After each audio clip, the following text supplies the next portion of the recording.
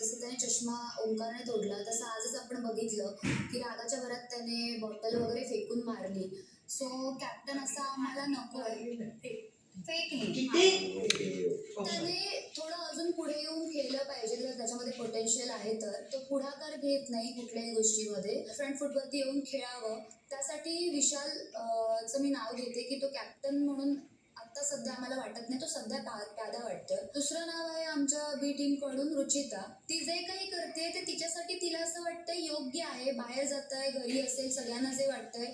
पण राजासारखी तिने बोललं, व्यक्त झाली तरी सुद्धा आम्हाला दिसताना ती प्यादा दिसतीये. सो आमचे 2 नावं आहेत, विशाल आणि रुचिता. मताने काहींना प्यादं बनवलं. आता उद्या हे 4 सदस्य प्यादे बनून हा खेळ खेळणार की यातील कोणी वजीर होऊन हा गेम पालटणार यासाठी बघत राहा बिग बॉस मराठी. शेवटच्या घरात जातं तेव्हा बनतं वजीर, आणि फक्त गेम पालटत नाही तर गेम करतो.